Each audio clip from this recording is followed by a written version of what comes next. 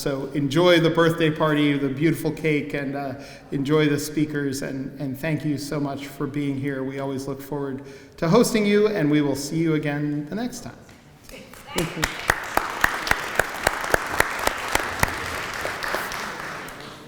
My name is Jason Allari. I'm the Executive Director of the Historical Society. Thank you so much for coming out for our 187th birthday, 1837.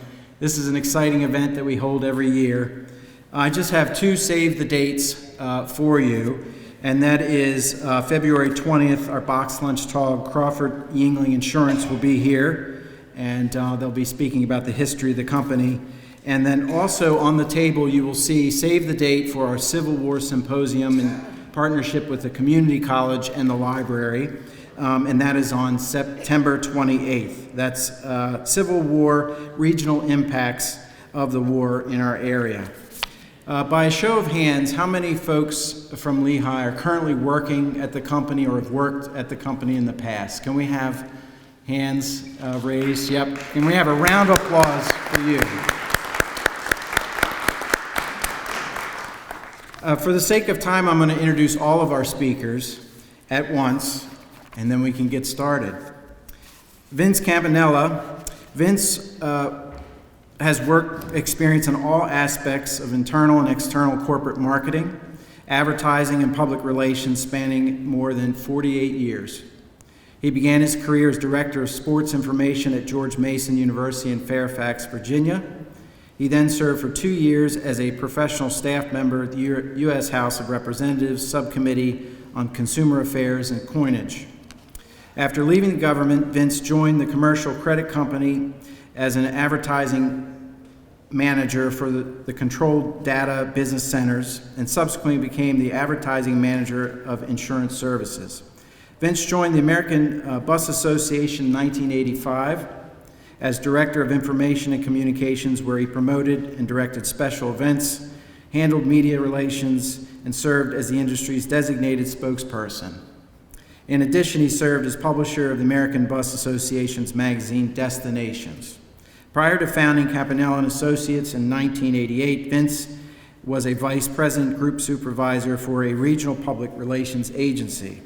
He has enjoyed a client relationship with Lehigh Cement, now Heidelberg Materials, for more than 3 decades. He and his wife, Kathleen, reside in Sykesville, enjoying time with 2 sons, 2 grandchildren, all of whom reside in Carroll County. Kent Martin, to my immediate right. Kent graduated from Alfred University in New York with a ceramic engineering degree in 1992.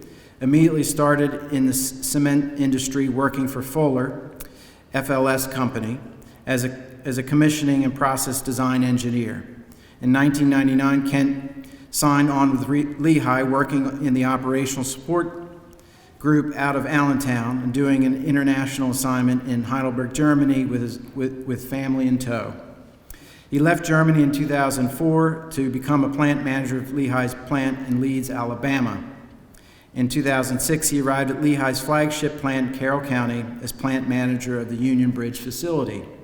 Kent and his wife Karen raised their kids locally, both graduating from Carroll County Public Schools, Winters Mill High School.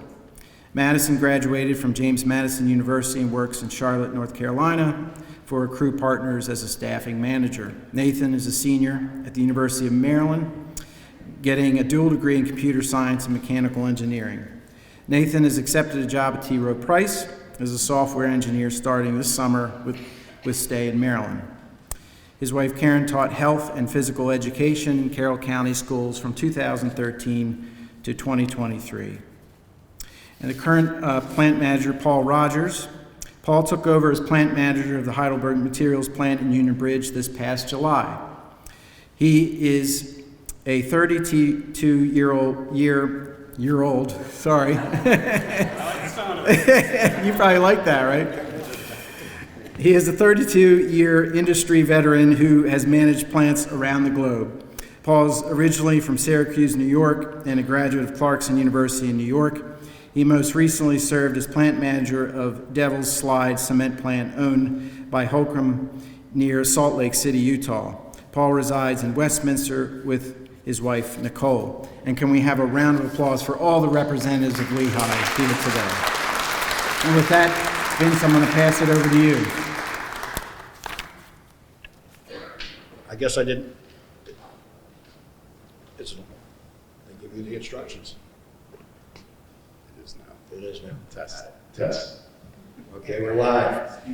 I thought, especially given the nature of today's presentation, you're going to hear a lot of different names. And I thought I'd ask Kent just to talk a little bit about what happened a little over a year ago, where the plant has new signage that says Heidelberg Materials. And you're going to hear a lot of Lehigh. You're going to hear about possibly Lehigh Hansen. But today the company is Heidelberg Materials. So by accident or loyalty and tradition, you're going to hear interchangeable references to Lehigh and Heidelberg. Don't be bothered. In Carroll County, there will be Lehigh Cement for a long time. So with that, I'll turn it over to Ken. All right, just to give a little background about the name change, you're gonna, as I present today, you're gonna hear about Lehigh Cement and our history. You're gonna hear Tidewater Cement. You're gonna hear Lehigh Portland Cement. You're gonna hear Lehigh Cement. You're gonna hear Lehigh Hansen. You're gonna hear Heidelberg Cement. You're gonna hear Heidelberg Cement. You're gonna hear Heidelberg Materials. So the cement industry right now is going through a huge transition and being led by Heidelberg Materials. We have committed by 2050 to decarbonize the business. And so Heidelberg Cement decided globally to have one name capturing all of our products. And again, Paul will speak to this when it's his turn about the direction of the company. But the transition of the industry is remarkable, with decarbonating cement manufacturing, decarbonating our products, and for that reason, worldwide, we are now known as Heidelberg Materials. I think many of us are going to remember it, and I'll tell you, when we go through the presentation, I'm going to talk a lot about the culture. And you know, there is a lot of history behind Lehigh Cement, and many of us are going to still wear underneath their Heidelberg Materials sweater a Lehigh Cement shirt, because that is something that is near and dear to all of us. So we're going to go through the history in just a little bit, or did you want me to get going right into it? Go right to it.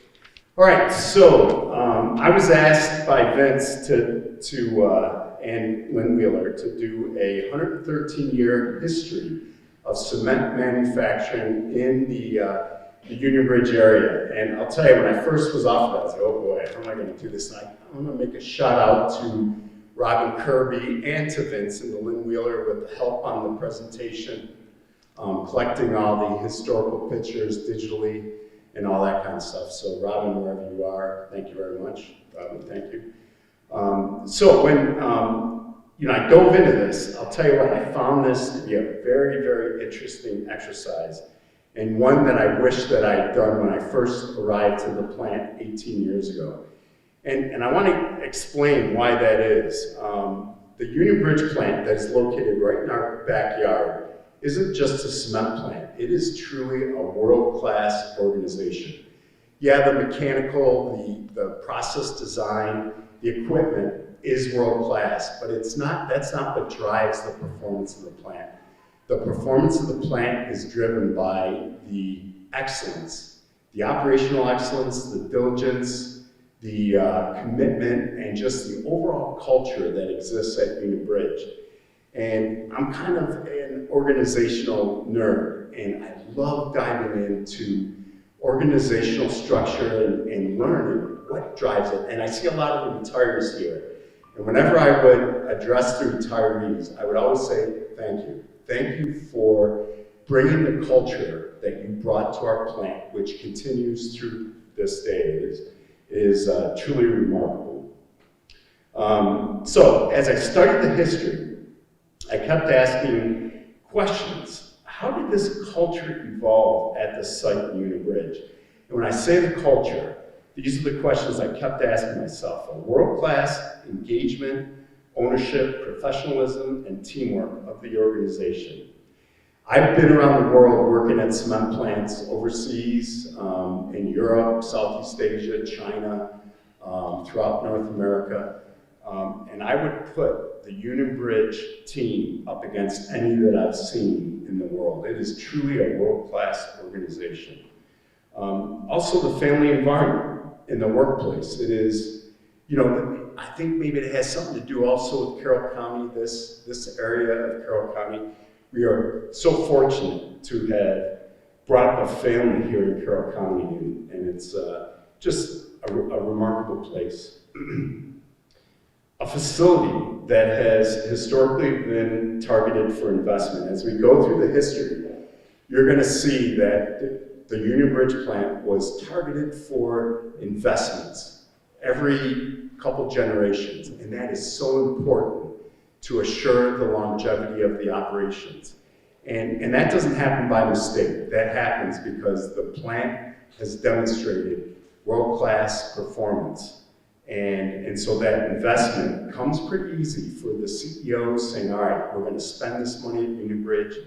Part of it has to do with our location right next to Baltimore, right next to Washington, but it's more than that. It is the performance of the plant. Philanthropic culture of the business and its employees. Again, another thing about Carroll County that has struck me is the amount of giving back to the society. And his historical society is exactly like that. And, that exists at the plant like I've never seen. We always joke that if you're going to get injured at the plant, because there's over 350 man-years of emergency response experience that works at the plant. And, truly a culture of giving back, and it's really quite remarkable. So those are the four questions I kept asking myself. And as I go through the history, you're going to hear some of those things repeated.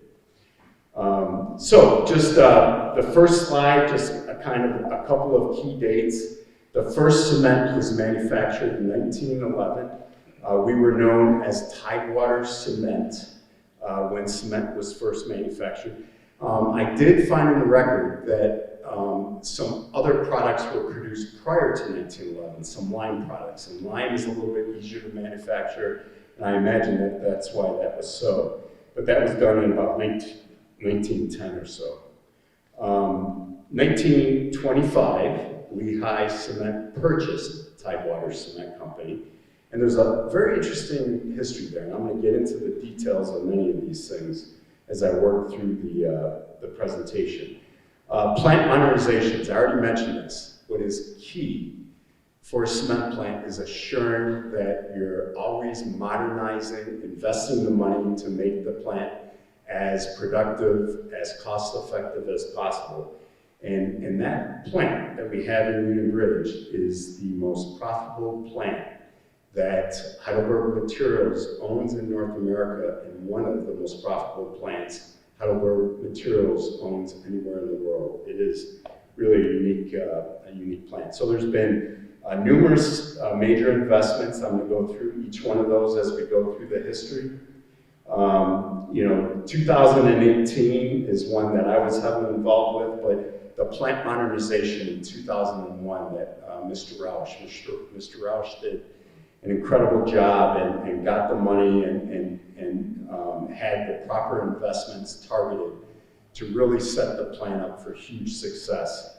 The New Windsor Quarry and the long conveyor, another project that I was heavily involved with and really represents a win-win-win. When I say win-win-win, the long conveyor was best for the environment, it was best for the community, and it was best for the business. So truly a remarkable project. And then finally, we'll end with, we already talked about the Heidelberg Materials name change, and a lot of us, I think, will always refer to the plant Union Bridge as Lehigh. So, hopefully that worked. All right, so the first cement was produced in 1911. It was known as Tidewater Cement. And the history is, in 1909, there was a geologist that was sent down from Pittsburgh looking for raw materials or a potential site to manufacture glass. And he got down to Union Bridge and started doing a geologic study and some chemistry, I'm sure. And he identified that that wasn't a perfect location for a glass manufacturing plant. It was a perfect location for cement manufacturing. And so this gentleman, B.T. Scott, reached out to some of his contacts and shared this information with a cement manufacturer who wasted no time confirming these findings, identifying investors, and establishing a Tidewater Cement Company. So that's kind of the history of how it started, and just some interesting facts. Tidewater resourced manufacturing experts from the Lehigh Valley to help build the business plan documenting the early connection between Lehigh Cement and the plant Union Bridge. So at that time, Lehigh was truly a national leader when it came to cement manufacturing.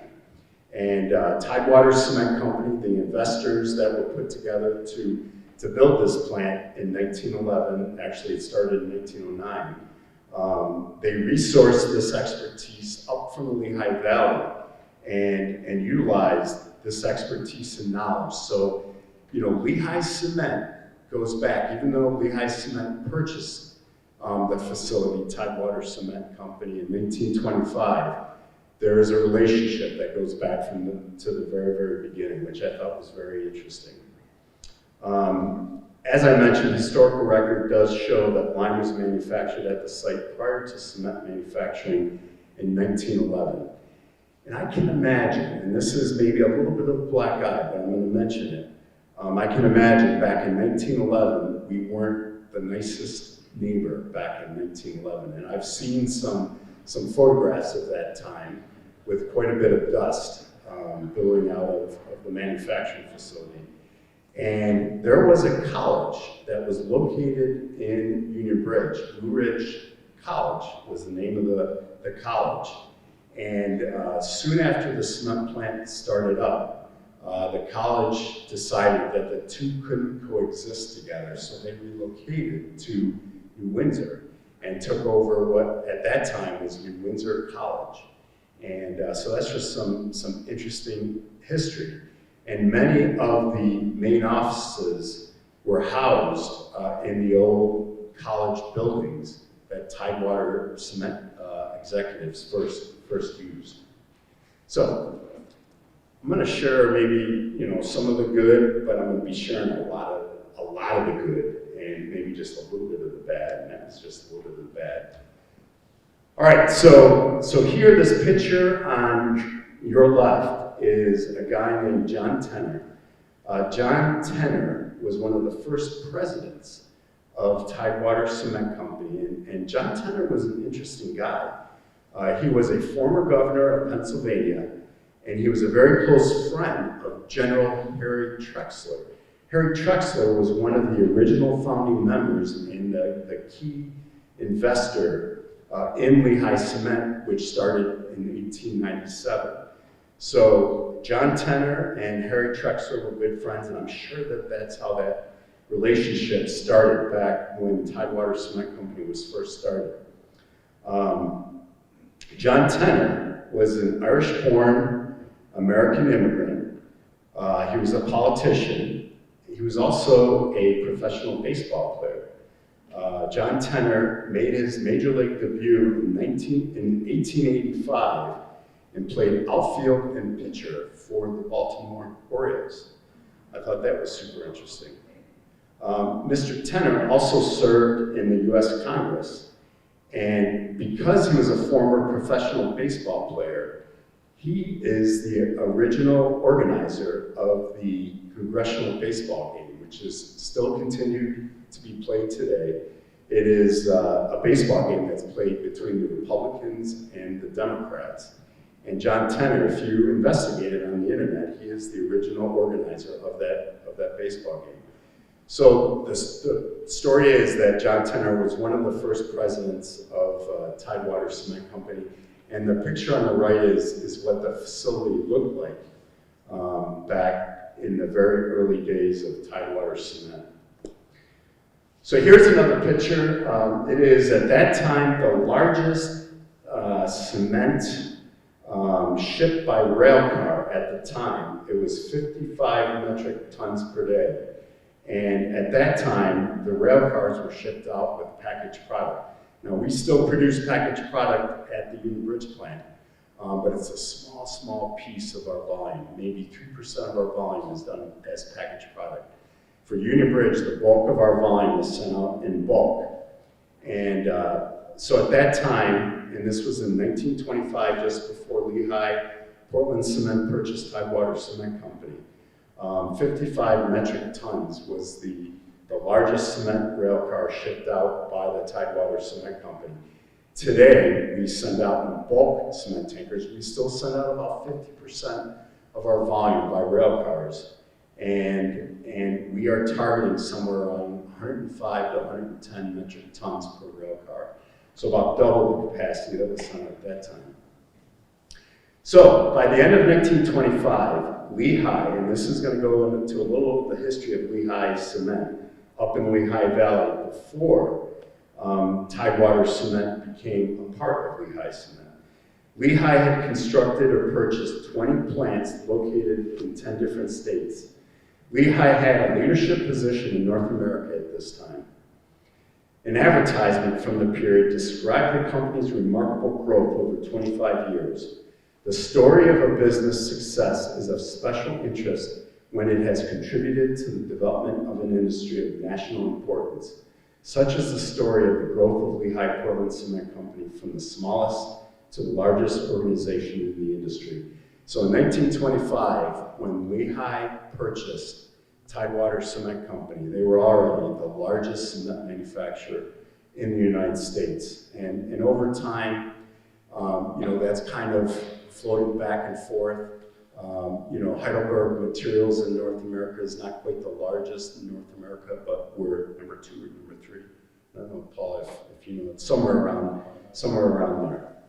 All right, so Bill Young, grandson of one of the founders and Lehigh's 4th president. So this was another cultural thing that I identified through this presentation. One of the founding members became president of Lehigh Cement Company. His son became president and CEO of Lehigh Cement Company. And this founding member's grandson also became a president and CEO of Lehigh Cement Company. And if you look at the Union Bridge plant, it is remarkable the generational talent that exists at the plant. Where you have fathers and sons and grandsons working for the business, and I think it works at Union Bridge, and I see it more and more. But very rarely do you find a publicly traded company that has that type of family lineage leading the business. And I think it created this family environment at Lehigh, which runs very, very strong at the Union Bridge plant. It is, I see the Hook family, and you have a mother and father who both worked at the plant, and their son continues to work at the plant. Their granddaughter was an intern at the plant. And, Jeff Hook, who is, a key guy at the plant, he's no longer working directly for the plant, but he is recognized as one of the top technical quality control people in the entire industry around the world. And that's homegrown Carroll County talent. And I'll tell you, I spoke about the world-class organization at the plant. So much of it started with Carroll County talent, starting as laborers, working their way up through the organization, jumping into supervisory role, jumping into management roles. The assistant plant manager at the plant right now, Chad Milliken, is a guy that started his career as a laborer and worked his way up through the organization. So the purchase, most of the major growth of the company occurred both through internal plant construction and through acquisition of other, essentially one-plant cement companies located around the country. General Trexler was largely responsible for those acquisitions. My grandfather, and again, this is the grandson of this founding member, my grandfather, like General Trexler, was one of those Renaissance men involved in a lot of different development of many local businesses. Together, they helped put one of those local companies on the map forever. By 1925, Lehigh Portland Cement Company had become the nation's cement company. Their square deal policy embraced all the fundamentals of growth, a good product, fair treatment, and a sincere desire to serve the communities they do business in.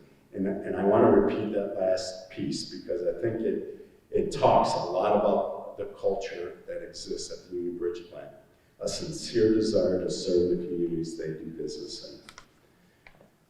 So, Lehigh Cement purchased Tidewater Cement Company in 1925, and from there we've remained under the same leadership and still under the same leadership, and I'll get into the Heidelberg cement acquisition of Lehigh back in the 70s. But all right, so we talked a little bit about plant modernizations and how important it is that a cement plant ongoing, every couple generations gets an infusion of investment to modernize the plant. And that's what really secures the future of the business. The Union Bridge plant has a little bit of a black eye, I would say, in our company with our sister plants. And the reason is our sister plants feel that Union Bridge always gets the money. We always get the money. But the reason why we get the money is because we turn that money into huge performance, and along with performance comes operating income and success. And so the Union Bridge plant is truly a world-class. So this first investment occurred in 1938 through 1941, and I can imagine that it was a very, very difficult time to manage a business. This was right around the Great Depression. 1929 was when the stock market crash happened, and the early 1930s, the Great Depression. We lived through the Great Recession, which wasn't anything compared to the Great Depression, and it was horrible. It was the worst couple of years that I've spent in the industry, trying to cut costs and trying to, recover market share and trying to recover pricing and just being under tremendous scrutiny from an operational standpoint. So the Depression of early 30s came as a body blow to the construction industry. Cement shipments throughout the country fell to about 1/3 of what they had been during the late 20s. The company was forced to curb its expansion and to close older and smaller plants that had obsolete machinery and equipment. And I saw that over and over as I studied and researched this. Smaller plants that had obsolete machinery and equipment were shut down. And that's where, Union Bridge plant is really set up for the future with what we have, even though Mr. Rogers has some decarbonation challenges coming up. That's going to be his. You'll be talking about that. He'll be talking about that, so I'm not going to steal his thunder. So the company was forced to curb its expansion and to close older and smaller plants that had obsolete machinery and equipment. So at that time, the cement pricing was around $12 per ton in early 1930, and it dropped through the Great Depression to about $6. So from $12 per ton to $6 per ton, and the volume dropped almost 50%. So you can imagine I can't imagine working through the Great Depression. But what's so interesting is as soon as that Great Depression started to turn a little bit, that money began flowing back into Union Bridge, and they modernized the plant, making it more productive, making up for those plants that had been shut down. So Joseph Young, who was the father of the founding member, no, who was the son of the founding member and the father of the grandson, Joseph Young. It was only by throwing 8 plants overboard that we were able to ride out the storm of the Depression. As the economy rebounded and cement volumes increased, the UB facility was one of the first to be invested in to increase capacity. So again, you're gonna hear that kind of mantra numerous times as we work through the presentation.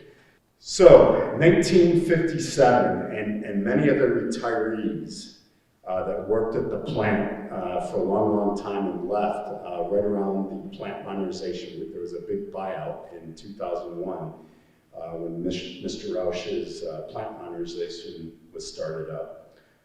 They will recognize that equipment and that plant layout very, very well.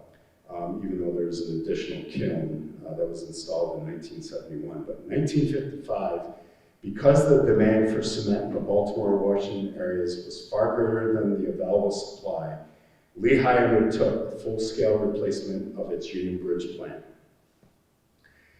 This was completed in 1957, and the new plant tripled the output of the old facility with a total annual capacity in excess of 510,000 metric tons per year.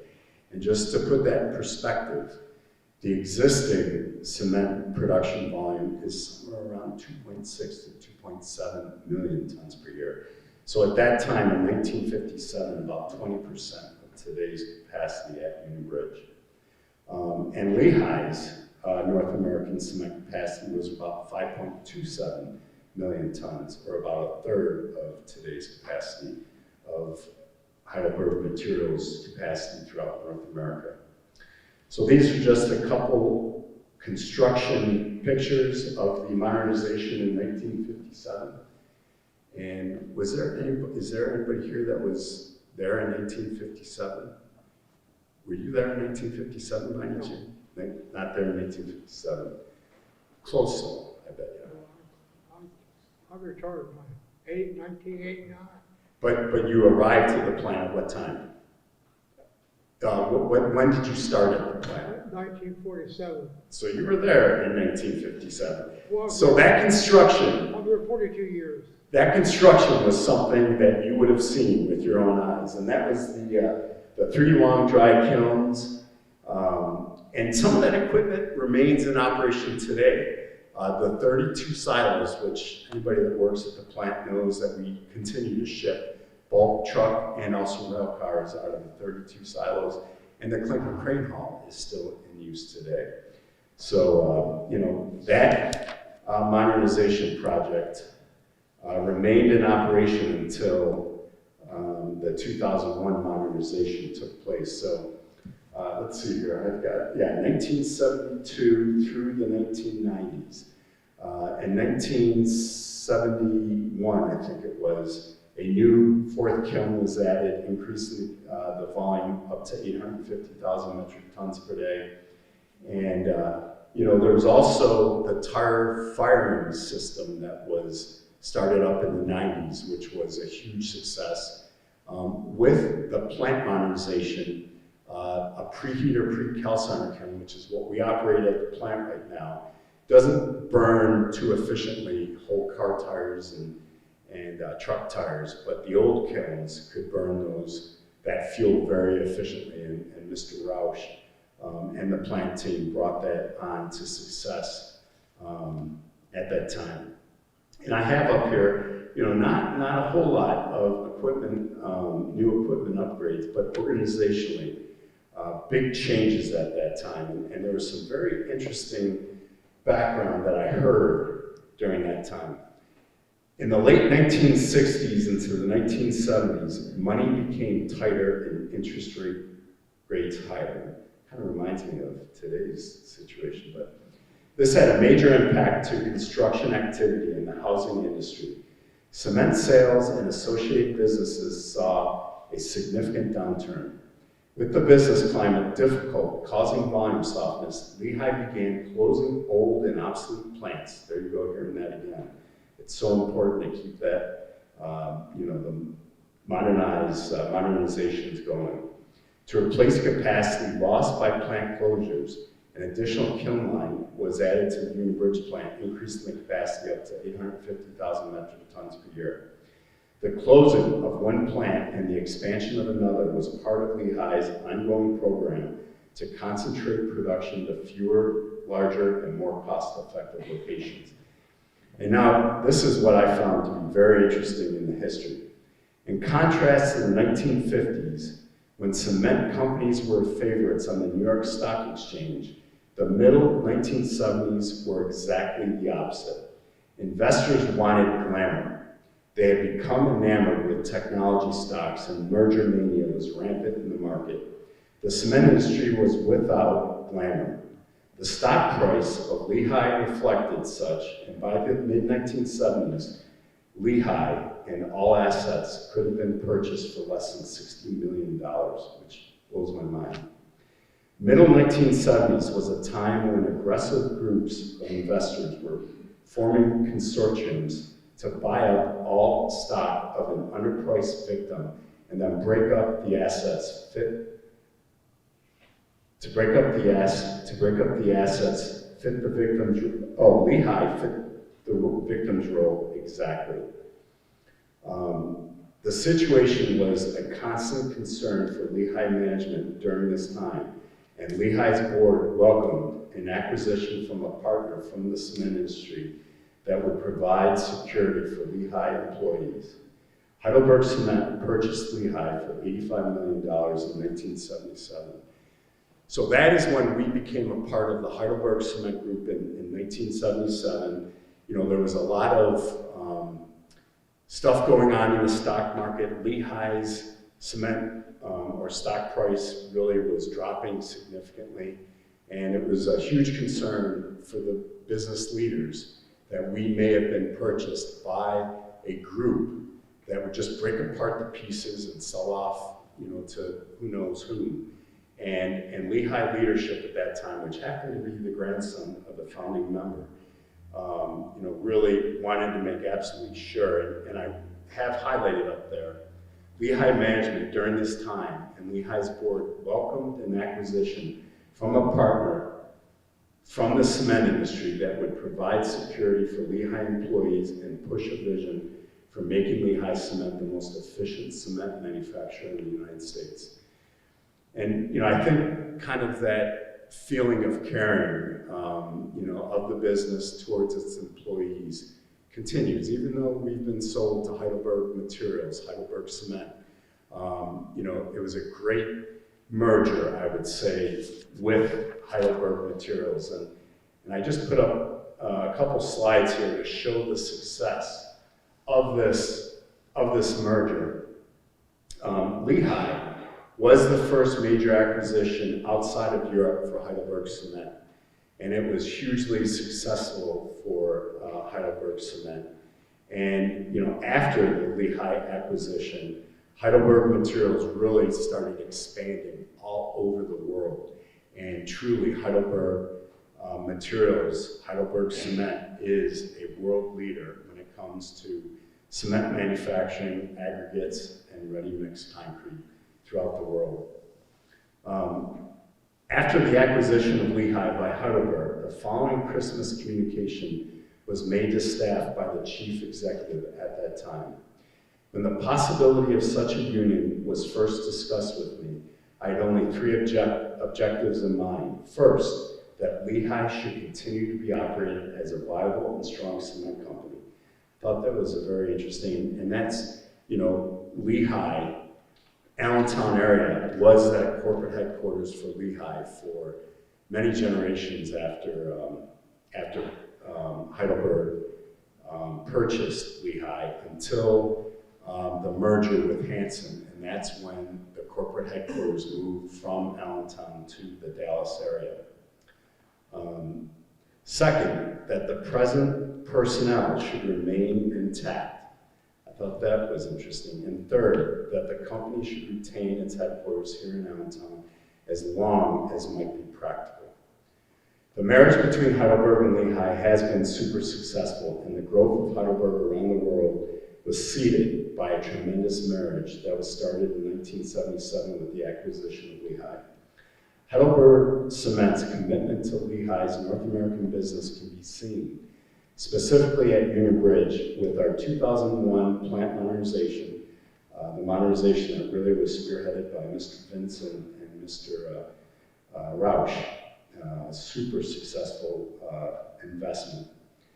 Plant modernization investment and 2018 New Windsor Quarry and Long Conveyor.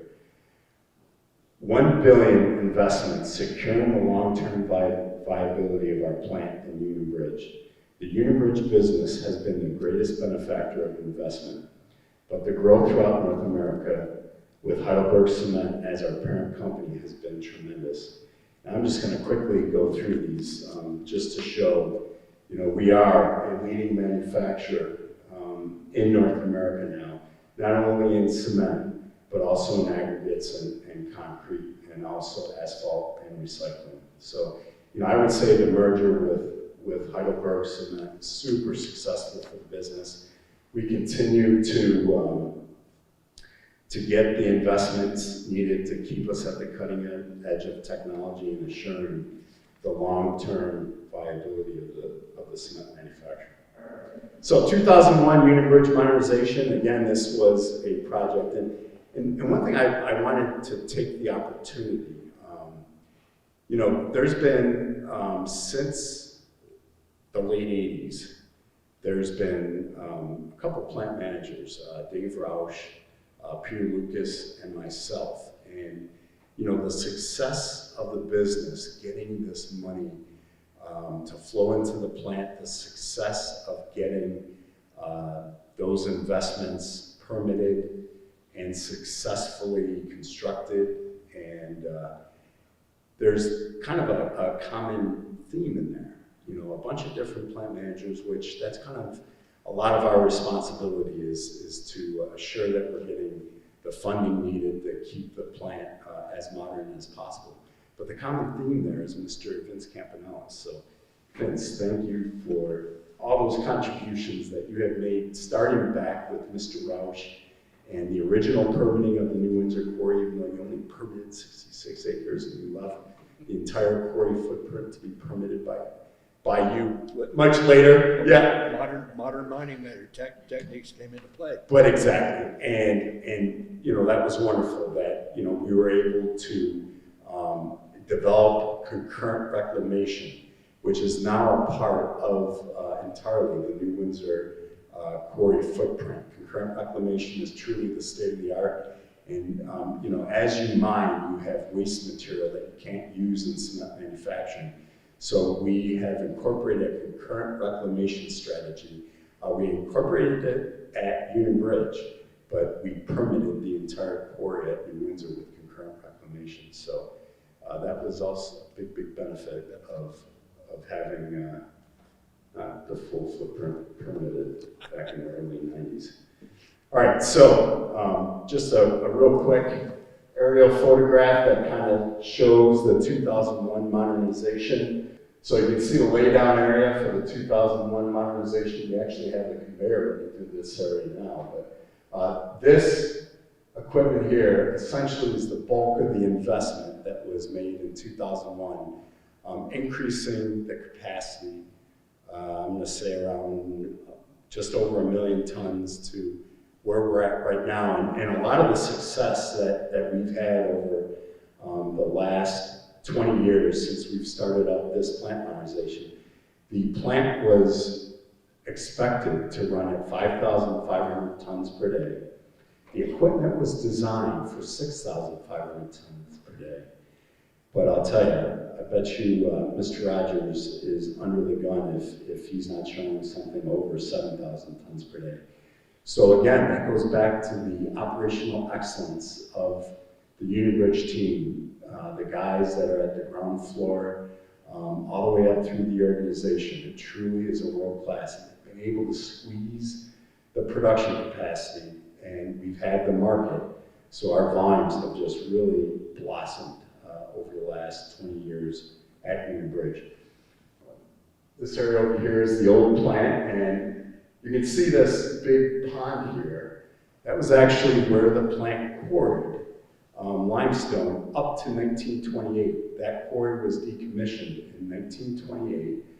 I can tell you it's 120 feet because I've had my bass boat out there with a depth finder. It's very, very good fishing. We used to have a lot of people do emergency response training in that quarry lake. And I've been told that they refuse to do emergency response training down there because of the size of the catfish and eels at the bottom of the lake. That's what I've been told. I've never caught a catfish, I've never caught an eel, I've caught plenty of bass and other fish, but I never caught one of those. But supposedly there's some big ones down there, and they no longer do that. And then here is our quarry, and it looks, so the existing quarry, that was the whole idea behind the New Windsor quarry. We ran out of reserves. There's about a year and a half of cement grade limestone remaining at the Union Bridge quarry. But there are millions and millions of tons of aggregates. So that is a project that is being kicked around. It doesn't make sense for the business to go out and open up a greenfield quarry to mine aggregates or already utilize an existing quarry that's opened up where there's millions of tons of reserves. From a sustainability standpoint, it makes sense to, to grab that volume. And that's something, again, that Mr. Rogers is going to have to work on. So, Paul, I'm throwing you under the bus a little bit here today. So here are just some other construction pictures I thought you might find interesting. This was probably one of the most recognizable features. If you're in a plane flying over the Union Bridge plant, is the limestone dome. And so I thought it was pretty neat to show how that dome was constructed. And it's I think it's 54,000 metric tons life storage in the dome. And that dome is essentially, so all the mined material is stacked in windrow, kind of in different layers, and then it's reclaimed. And the whole idea behind that piece of equipment is storage, but also to blend the chemistry in the mined materials. And that dome was supplied until 2018 from the Union Bridge Quarry and is now being supplied essentially 100% from New Windsor through a 4.5 mile long conveyor. All right, and this is just some construction pictures of the tower being constructed. And the one thing I wanted to point out here, and those of you who were out there at the plant, I wasn't there at the plant. I actually was there on 9/11, but that big crane right there, I mean, this tower is 490 foot tall, and that crane dwarfs the tower, so you can imagine just how big that is. That crane was nicknamed Big Bertha. And when the 9/11 attacks occurred in 2001, again, kind of showing Lehigh's commitment to the community, that crane was demobilized, was broken down, and shipped directly to New York to help with the recovery efforts from the 9/11 attacks.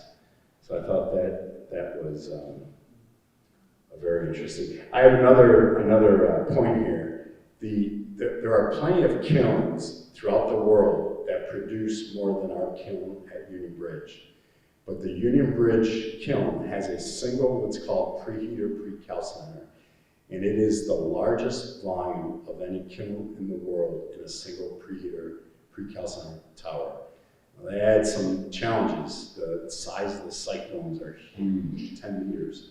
30-foot diameter, and we have to do maintenance, refractory maintenance yearly on that equipment, and it is a real big challenge. But the Union Bridge plant and the Germans, the one thing I will say about the Germans, they are world class when it comes to benchmarking. Every single plant throughout the world is benchmarked by Heidelberg Materials, that is owned by Heidelberg Materials. It is a benchmark report that's almost the size of the Bible. And I can tell you that the Union Bridge plant is at the very, very top, if not at the top, in the top handful in all these KPIs. It is truly a world-class performance and just all the way around. And it's recognized in the industry. And I think the reputation of Lehigh in Union Bridge is the reason why we got such a great talent in Paul Rogers, because he had heard about the reputation of the Union Bridge facility and had a super successful career, with a single company, even though they changed names just like we changed names, but they changed names a whole bunch of times. But I think it's the reputation of the Union Bridge plant that ultimately got the type of talent that we got in Paul, which I'm very thankful for. Here's another picture just showing the kiln shell sections. Again, I wasn't here to see that, but it's my understanding there was a lot of fanfare with these kiln shell sections coming in from Baltimore. And Marty Bass from WJZ TV, I guess he would. Iconic guy, but would he document these kiln shell sections coming in from Baltimore? He'd have the traffic chopper trailing them in the morning. Okay. So that's kind of some neat history, I thought. So just some pictures, aerial photographs, and maybe you need to be a cement head to really appreciate these pictures, but that to me is a thing of beauty. And if I had a copy of that, I might put it up in my living room. My wife's not smiling, so.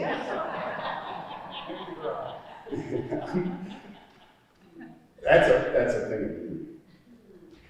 All right, so let's just, we're gonna kind of end things up a little bit. A project that I was heavily involved in, which was the New Windsor Quarry project, and not just me, but also Vince, and boy, it was a lot of fun. And when I look at, the amount of outreach that we did and the time that it spent to get everything permitted, I mean, it took us easily more than a decade to get the permits. It took us only 3 years to kind of get everything constructed, maybe a year and a half to get everything constructed, but to get all the permits. But, it was a project that we did extensive public outreach with. And, this conveyor was running through ag preserved land. And we are, Lehigh owned so much of the land, but a huge chunk, almost 50% of the conveyor path we did not own. And luckily, we had a tremendous family to work with, the Huff family, that worked with us to make this project come to fruition. And I saw Dan Huff here. The Huff family really were tremendous to work with. And, this long conveyor, if we had been forced, and if we had to, we would have had to have trucked or rail car. But I'm telling you, this conveyor project, it's buried under 40% of the conveyor path. And I remember standing up Winters Church Road right next to Matt Huff's farmhouse. And I was there with our chairman of the board, Dr. Scheifler. And we were overlooking the conveyor where it dove down, and you could see that the farm crops were planted over where the conveyor ran. And Dr. Scheifler said, Mr. Martin, congratulations. This truly is a win-win-win. It's a project where we can demonstrate that we can work with the surrounding community or rural community and do what's best for the environment, do what's best for the community, and do what's best for the business. And that truly is, I think, the legacy of this project. It truly is a win-win-win. And if we had been pushed down the path of trucking or rail, that wouldn't have been the best for the environment. It wouldn't have been the best for the community, and it would not have been the best for the environment. So I have just a couple pictures I wanted to share with you of, and this just shows the conveyor path and all the different roads, and we agreed to bury the conveyor under all the roads with the exception of where the conveyor comes into the plant across Quaker Hill Road. You know, the project, when you look at opening up the New Windsor Quarry, installation of the new crusher and the long conveyor, we're talking about $140 million, so a huge amount. But we have over 70 years of reserves in New Windsor, and that's going to secure the long-term future of the facility. I don't know, we had this picture even on maybe on the front page of the Carroll County Times, I don't remember. Yeah, at one point. But where you see the circled areas, that's all the areas where the conveyor is buried. And I've got a couple of construction pictures here to show just what that looked like. I mean, it was a huge project. But I'll tell you, that project has exceeded all of our expectations. Hugely successful. One thing I wanted to mention, this is inside the jumbo. So where the conveyor is at grade, the conveyor is covered in a jumbo cover. And that's an example of that. Where the conveyor is underground, it's in a box culvert. It looks very similar to that inside, but just a different structure on the outside.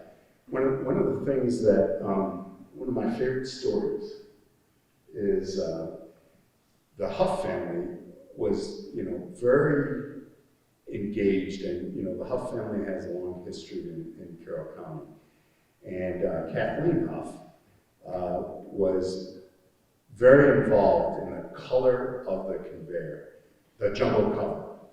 And that's where it was going to be at grade, and she was concerned about the visual impact of the conveyor as it ran through the countryside. So we painted all these pieces of plywood. We paint the plywood, put them out into the farm field, and Kathleen would study, and she's like, oh, no, that's not right. And we paint more and put them out in the farm field. And I'll tell you, she selected a color.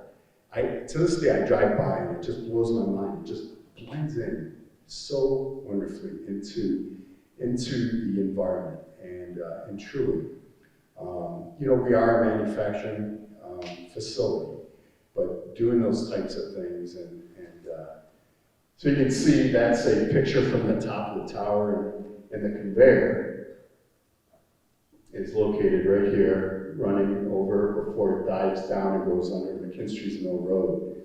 This is the only location where the conveyor is above a road, and that's coming into the plant.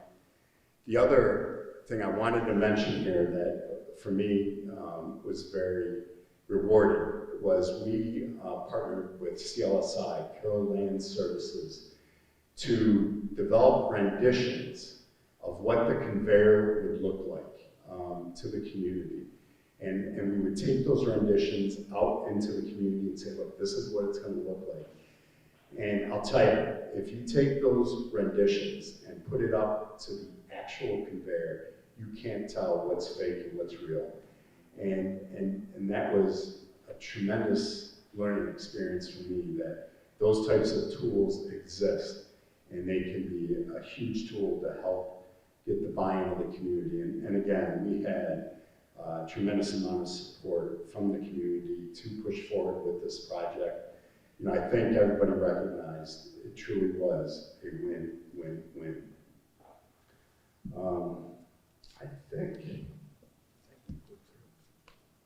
I think so. What I'm going to do is I'm going to turn this over to Paul, and Paul's going to discuss a little bit about the future, the business, and Paul explains this as the best that I've heard. We are really going through a transition in the cement industry, decarbonating our business, and our board, Heidelberg Materials Board, has made it, I would say, their top priority to decarbonate the business. And it takes a huge amount of investment. And I'll tell you, if you're not a plant that is delivering world-class results, if you're not a plant delivering world-class performance, you're not going to get that investment to decarbonate. It's going to be a huge investment. And and I feel very confident that the Union Bridge facility is positioned perfectly for Mr. Rogers to get the investment into the plant. So I'm going to turn it over to Paul, and let him give the direction of the company coming up. Paul's going to speak from the podium. How about a round of applause for Kent for the coverage of the history?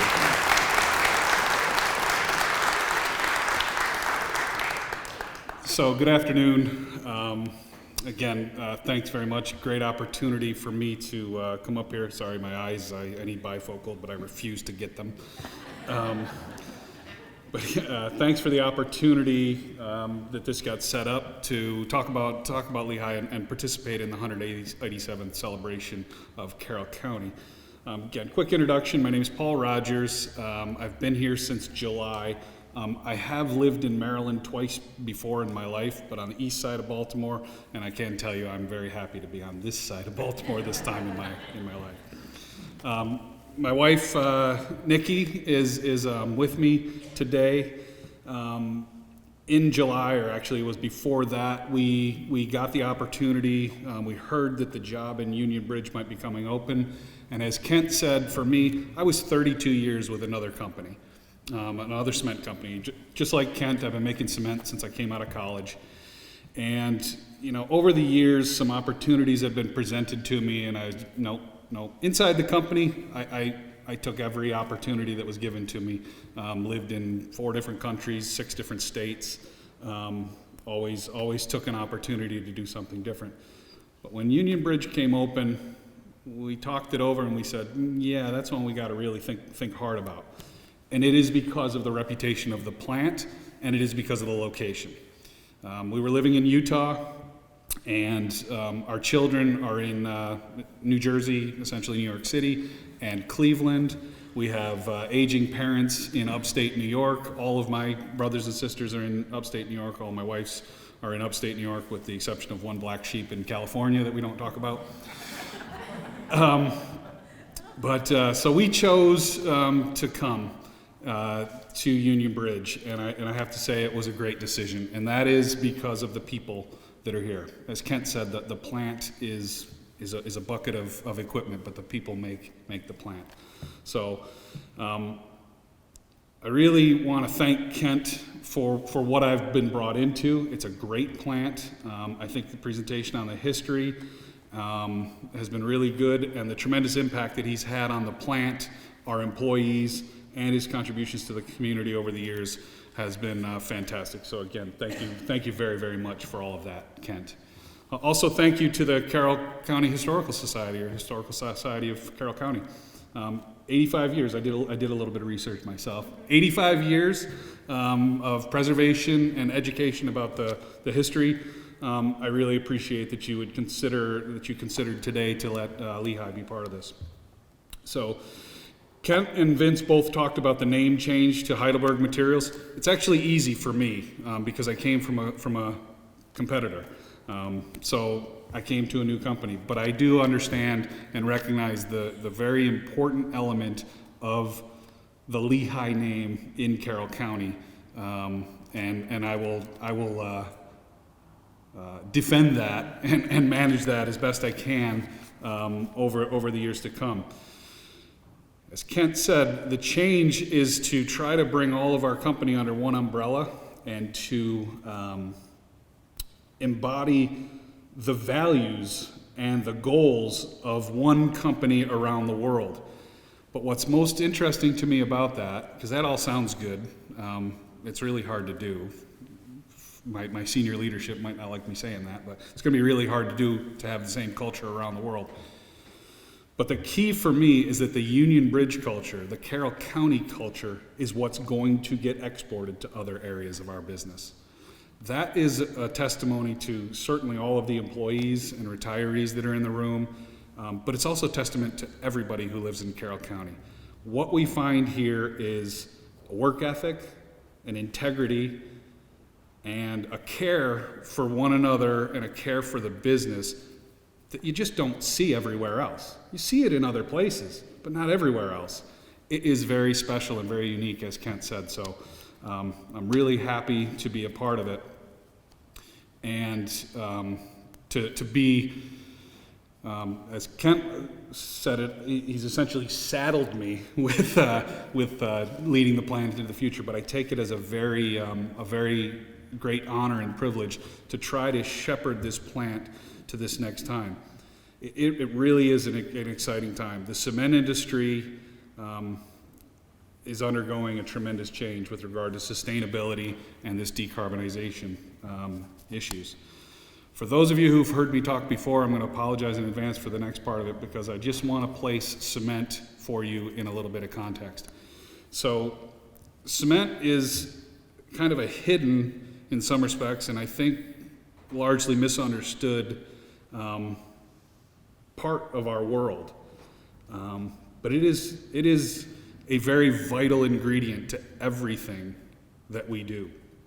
So while we probably didn't do things right in the past, and we probably don't do everything right today, I can tell you, if we put it in perspective, if Apple or Google or Comcast or Facebook or Twitter were to stop tomorrow, the world would be okay. And I think a lot of us would probably argue the world would be a better place.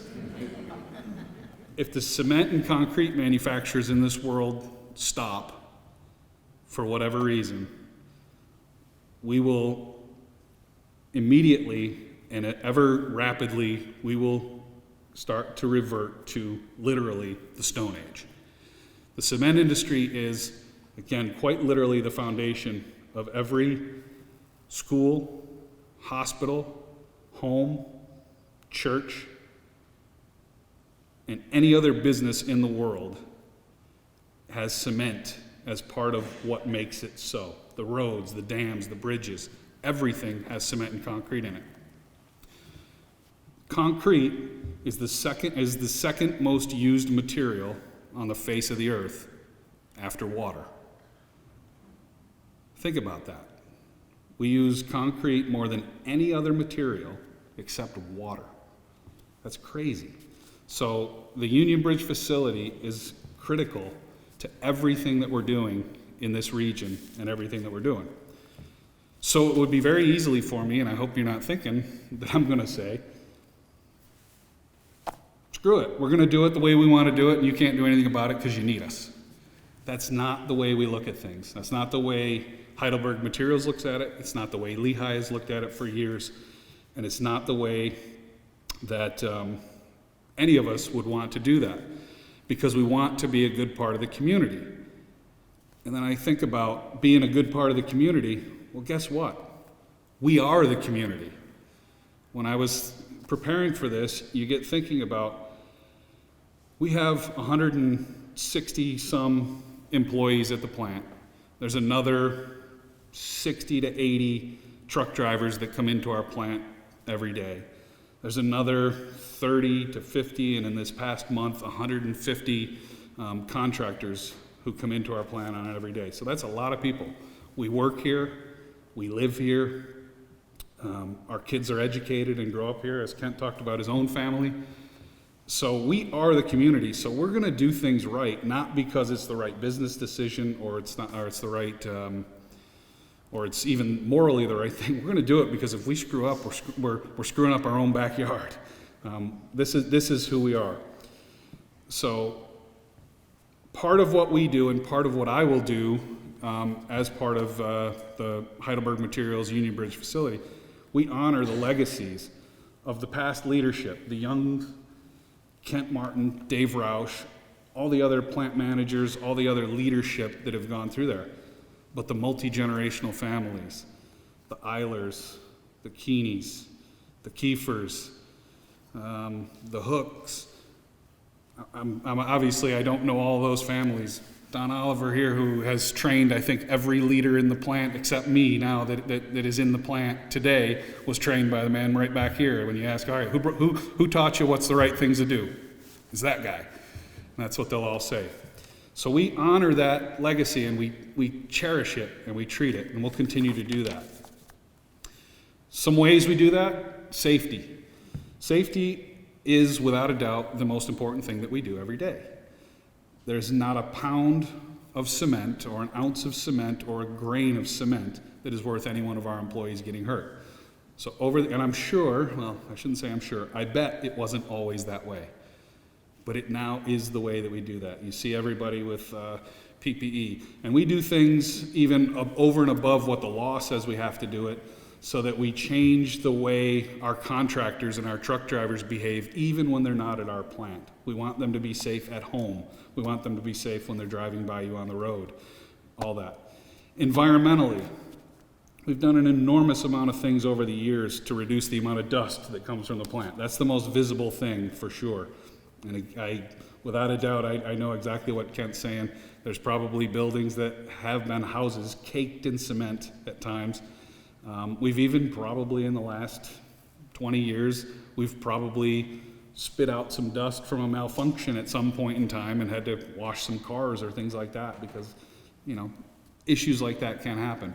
But the amount of effort that we put into that, our dust control that we have, we spend huge amounts of money, effort, and energy to reduce all of the other pollutants like oxides of nitrogen, mercury, anything that we think can harm the public. We're always trying to manage that. And I can say 30 years ago when I started in the industry, we didn't do it. We did it to this degree. Now we do it to this degree. And we'll continue to do that. But the one thing that we really have never been able to handle is carbon dioxide. So for those of you that don't know the makings of cement, we take limestone, which is calcium carbonate, and in order to make it into cement, we heat it so that the carbon dioxide from calcium carbonate leaves through the stack, and we're left with calcium oxide, which is essentially lime. And then some further chemical reactions happen between calcium oxide and silica and other things, and that's what makes cement get hard when you add water to it. This is the way the Romans started making cement. This is the way Joseph Aspdin, who invented Portland cement, which we make, he invented that in, I think, 1857. It's the same way. So for me to stand here and suggest that we're going to come up with a better way to make cement than the Romans and the guys who've been doing it since 1850, I think that's a little bit on the arrogant side, to be honest with you. We're going to continue to have to make some CO2 as part of our process. There is almost no way to do that. But we've made the commitment to reduce our carbon footprint. As Kent said, we've set a target to be 50% reduction by 2030. And if any of you have seen a calendar lately, 2030 is coming fast. And to be carbon neutral by 2050. So how are we going to do this? So if you read about it and you look up things, you're going to see things. The first things that you're going to see is carbon capture and underground storage or sequestration. Sounds very fancy and very fantastical, and it is. We don't know how to do it yet. Even though we're starting to do it, we don't know how to do it. Hydrogen, burning hydrogen instead of other fuels. We actually know how to do it. It's crazy expensive to do it. You have to take water and split it into hydrogen and oxygen, and it takes more energy, you have to generate more carbon to split the molecule than you're going to save by not burning coal. That doesn't sound very promising either. So we're working on all of these things, and you're going to hear a lot about that. Well, why don't you do this? Why don't you do that? And it's because we don't know how. I can say that with all honesty. We don't know how yet. We're going to try and we're going to test. We're going to fail. We're going to try again and we're going to fail. We're going to try again and we're hopefully going to succeed. In the meantime, we have a lot of things that we can do. So we will change the products that we make. So when we drive off the CO2, we make a product called clinker, and then we mix that with limestone and gypsum to make the cement that you know and love to use, I hope. We can add other things to that, whether it's ash or slag or some other pozzolanic material. Pozzolanic material is essentially volcanic ash, and there is a lot of it in the earth in different places. Not a lot in this area, honestly. It's mostly out west where you hear about volcanoes in the United States and things like that. But we can use those things to blend off, because when they get ground fine enough, they get hard just like cement. So we can mix some of those things, and we can reduce the amount of clinker that we use per ton of cement. But the big things that we can do is fuel switching. So we have an idea, or we have a plan, to switch from burning coal to burning natural gas at the plant. So we've been working on this for, I think, 3 years already, and I feel like we are no closer today than we were probably 3 years ago when we started, because it requires a 26-mile pipeline to be brought into the plant.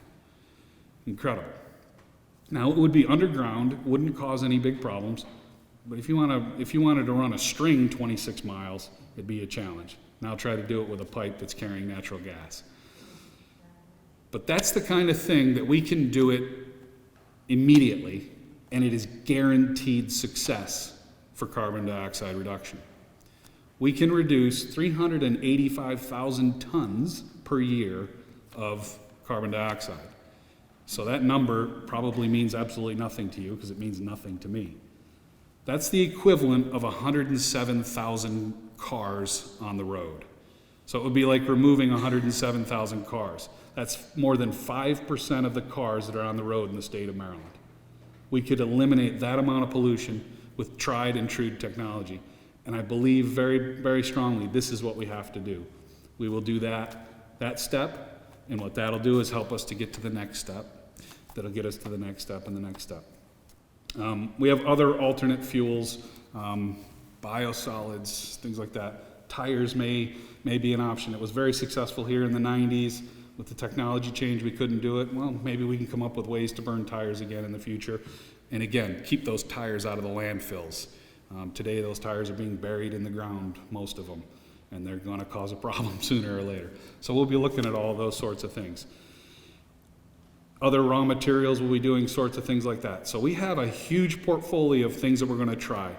We've got about 3 things that we know we can do, we know we will do, and it's going to drop our reduction by about 10-15%. Then we need to get into the harder stuff, and hopefully by that time we'll have learned about carbon capture, we'll have learned about, maybe found a different way. There's got to be some smart kid at MIT. Why aren't you working on this or something? There's got to be some smart kid at MIT who's figuring out how to split hydrogen faster than that. There's somebody who's working on other things. So, as stated, it's a very exciting time to be in our cement industry. The cement industry is not known for its cutting edge technology, because it's a hard industry. I mean, at the end of the day, we just take big rocks and we make them into little rocks, and then make them into big rocks again so we can make them into little rocks and sell them to people. But it's a really exciting time for me, a cement head to use Kent's term, because these sorts of technological changes don't come very often. They came in maybe the 1980s when some of the digital technologies hit the ground. They're still coming. Some of the digital stuff is coming now. They came in the 50s and 70s with some of the environmental changes and some of the equipment changes and things like that Kent covered so well. So if people from 85 years ago at the first Historical Society of Carroll County, they wouldn't believe how we're making cement with the equipment that we're making cement. But interestingly, we're making it exactly the same way. We're just doing it with bigger and fancier equipment. But I believe in 30 years, and I picked that number because I hope I'm still here. It's a little question mark, but if I'm still around, the process of cement making, I think, will be quite foreign to me, because things are changing that rapidly with technology. I think we'll be seeing very different equipment and things like that. And I have absolutely no doubt that the Union Bridge facility will be at the forefront of all of that, because of the commitment of Heidelberg Materials, because of the class of employees that we have had and that we have today that are going to lead us to that. So again, I appreciate the opportunity to talk to you today. I hope I get to see you both today, but also throughout the community. As we talk about more of these projects, most of them are still on the drawing board. We will have public meetings, we'll have conversations with people to figure out how do we do this in a way that best serves all of us in our community. So thank you again. While we strive for a better future, we always remember the history that got us here today. Thank you very much.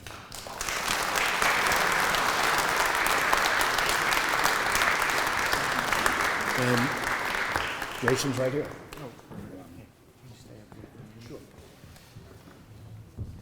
We wanted to acknowledge City Council member Dan Hoff was here. I think, is he still here? Can you raise your hand? Dan, thank you for coming. And can the board members of the Historical Society please raise your hand and be acknowledged? I think I saw there's Frank and Glenn is here, and Bill and Bernie and Lynn, thank you so much. And Laura, thank you for all your hard work today. We have County Commissioner Joe Vigliotti here, honored guest, and he's going to come to the podium and make a presentation. Thank you, Joe.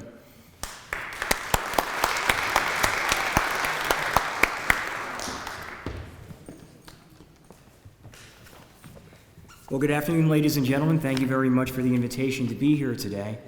Back when I was in high school, the tower went in, and my buddies and I on a Friday evening would go to Sheetz or to McDonald's or something, get something to eat, and then we would drive around the county for a couple of hours, talk about God, about life, about girls, and no real aim in mind, just driving around because we could, because this was our home.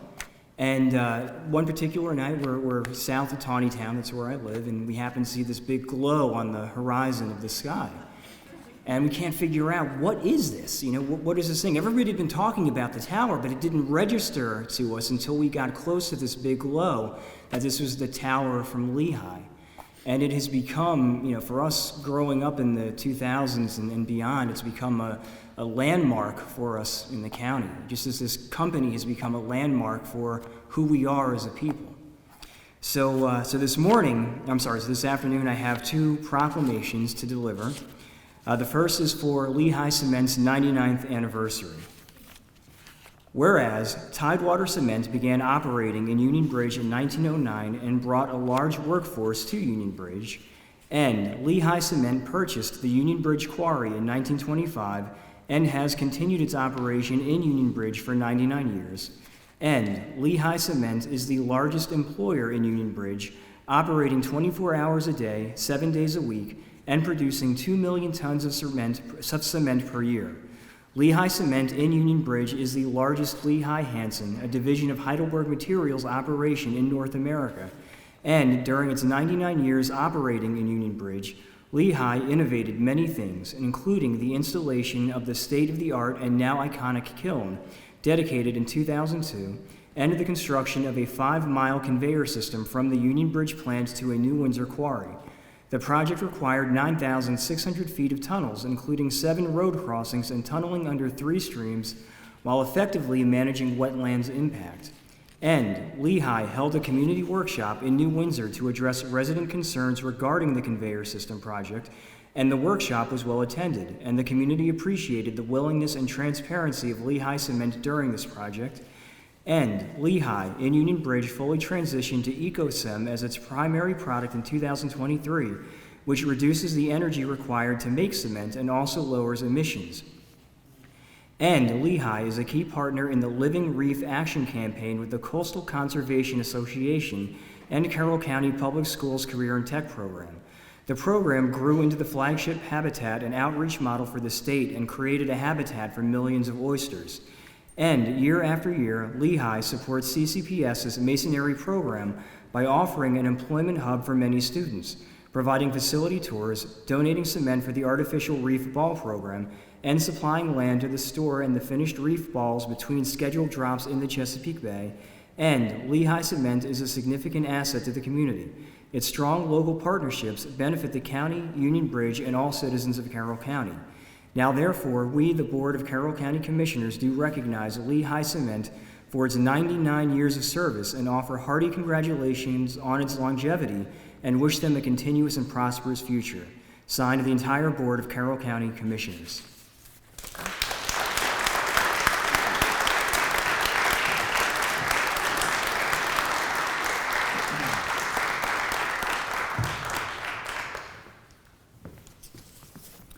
And second, I promise this one's a bit shorter. We have a proclamation for Kent Martin on his retirement from Lehigh Cement. Whereas Lehigh Cement plant manager Kent Martin is retiring after 18 years of outstanding leadership, and Kent Martin built a culture of organizational internal growth and promotion at the Union Bridge plant, which is widely accepted as having one of the best organizations within Heidelberg Materials. And during Kent Martin's tenure, Lehigh Cement has been a tremendous transformative community partner, helping numerous organizations, including Carroll County Public Schools and the Historical Society of Carroll County. And Kent Martin continued the culture of employee, retiree, and community engagement, carrying the legacy set forth by previous plant manager and Carroll County Commissioner Dave Roush from 2010 to 2014. Now therefore, we, the Board of Carroll County Commissioners, do hereby recognize Kent Martin for his leadership at Lehigh Cement, and we wish him happiness in his retirement. Adopted this day of February 2024, the entire Board of Carroll County Commissioners. Kent, God bless you.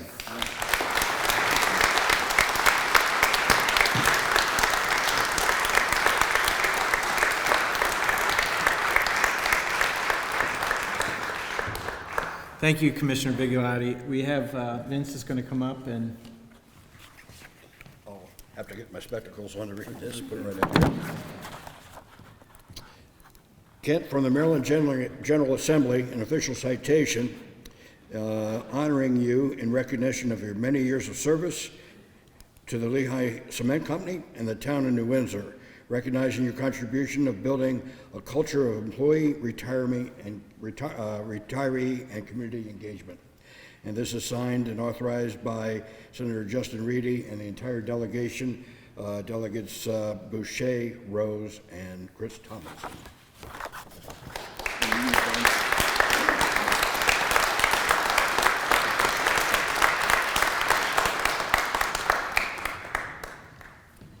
Kent, would you like to say anything before we have cake? Nope, I'm ready.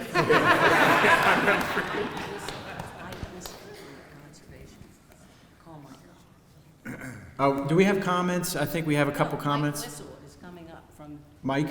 Mike, where are you? Yeah. Okay. Then we'll sing happy birthday.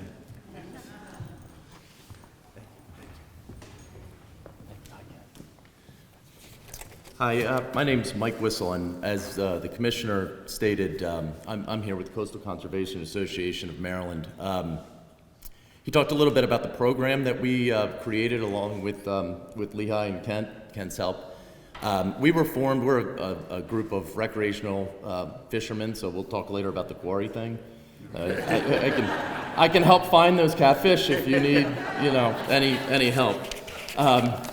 But we are dedicated to conserving, promoting, and enhancing our public marine resources. And when I helped form the chapter back in 2015, we thought, what can we do here locally as well to engage the community? And we came up with what we call the Living Reef Action Campaign, and it's really about outreach, letting our community know what they can do to help with the Chesapeake Bay or other marine resources. And I don't know if anybody's been to the Oyster Stroll in October.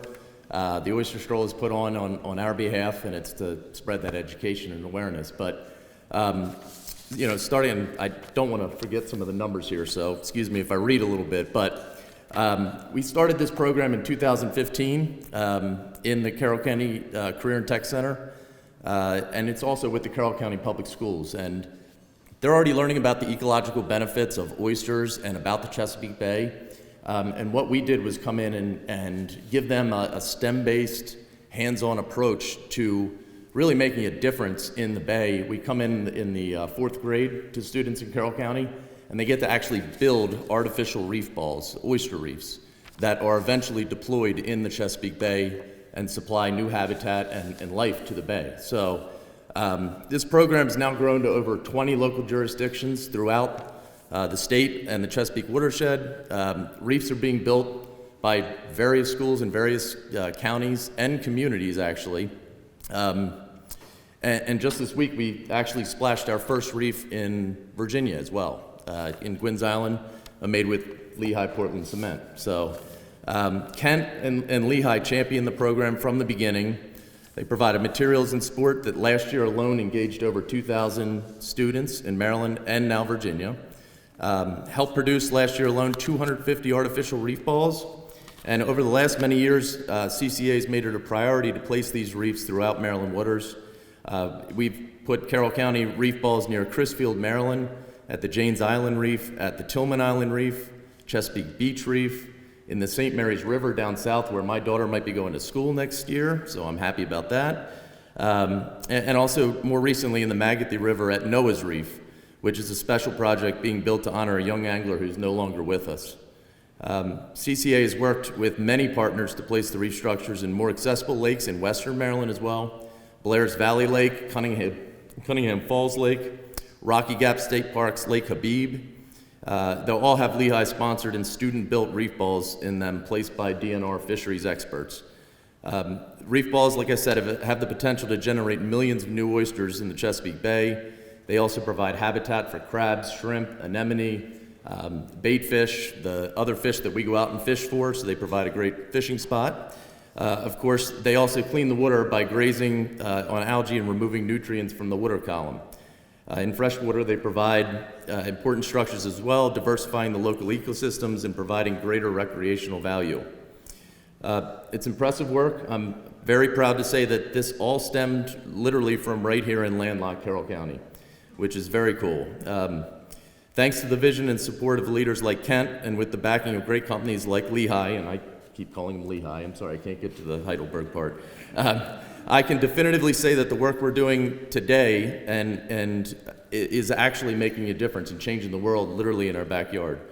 And at CCA, we say we're united in conservation, and I'm proud to thank Kent and so many great people in our local community for so much help in building habitat today for fish tomorrow. As a very small token of our appreciation, we would like to present Kent with a CCA Life membership. It's going to be presented at our annual fundraising dinner and benefit. It's a shameless plug, April 6th. We hope you can make it. We really congratulate you on your retirement. Thank you so much for all the support you've given us over the years. We literally could not have created this program that literally has grown statewide over the past 10 or so years without your help. So thank you and congratulations.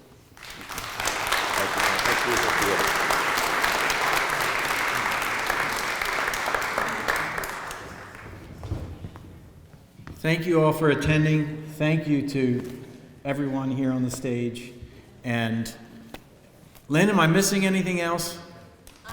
What we're going to do now, Laura, is we're going to lead in the singing of two things, and then we hope you will all join us over here for cake, punch, coffee. So, Laura? Take it away.